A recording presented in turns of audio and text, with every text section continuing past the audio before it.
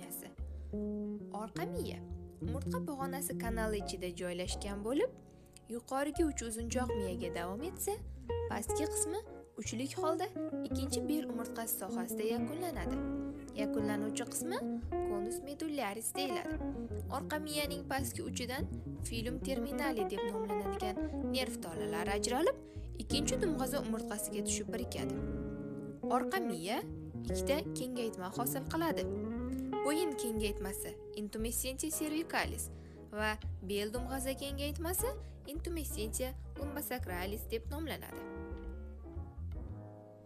Orqa miyaning oldingi yuzasi bo'ylab fissura mediana anterior egati, orqa yuzasi bo'ylab esa sulcus medianus posterior egati ko'rinadi.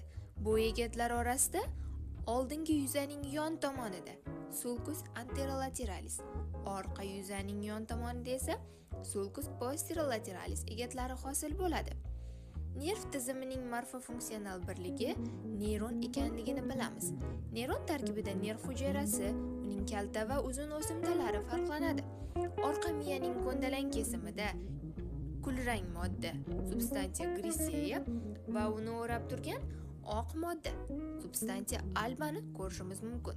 Kulrang modda nerv hujayralari neyronlarning tanasidan, oq modda esa tolalaridan, kalta va uzun o'simtalardan hamda o'tkazuv yo'llaridan iborat bo'ladi. Kulrang moddaning markazida kanalis centralis o'tadi. Markaziy kanal bosh miyaning 4-qorinchasi bilan o'zaro tutashgan bo'ladi. Yakunlanuvchi qismi esa ventriculum terminalis deb nomlanadi. Orqa miyaning ko'ndalang kesimida har bir oldingi shoxlar cornu anterius va orqa shoxlar cornu posterius ko'rinadi. Bu shoxlar nerv hujayralarining to'plamlaridan hosil bo'ladi. Oldingi shoxlarda harakatlantiruvchi nerv hujayralar joylashsa, sezuvchi hujayralar esa orqa miyaning tashqi tarafida joylashgan ganglion spinalini hosil qiladi. Orqa miya kulrang moddasining orqa shoxlari esa oraliq neyronlar joylashadi. Ba'zida orqa miyada yon shoxlar cornu lateralislar ham uchraydi. Oldingi shoxda joylashgan o'simtalar radix anterior, orqa ildizlar esa radix posterior deb nomlanadi. Orqa miyaning bir juft orqa miya nerviga to'g'ri keladigan bo'lagi segment deb ataladi. Har bitta segmentda bir juft oldingi va orqa miya ildizlari bo'ladi. Orqa miya tarkibida 31-33 ta segment bo'lib, ular umurtqalarning sonidan farqlanishi mumkin, ya'ni har doim ham to'g'ri kelavermaydi. Orqa miyani o'ruvchi pardalar, meningslar 3 turga bo'linib, tashqi tomonda qattiq parda, dura mater, o'rtadagi to'r parda, arachnoidea va ichki parda, pia materga bo'linadi.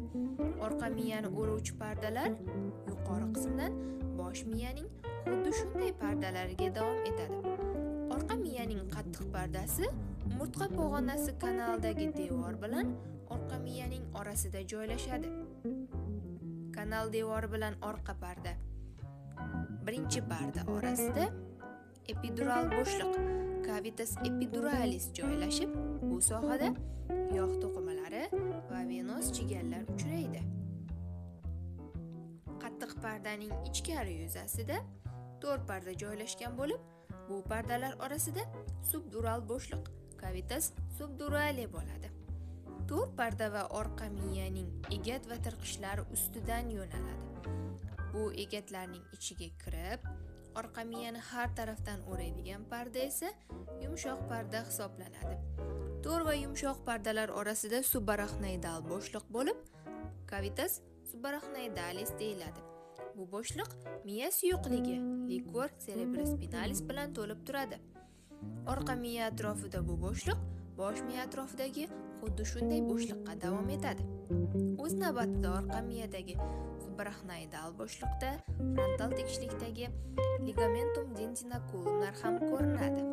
Shunday qilib orqa miyaning tuzilishini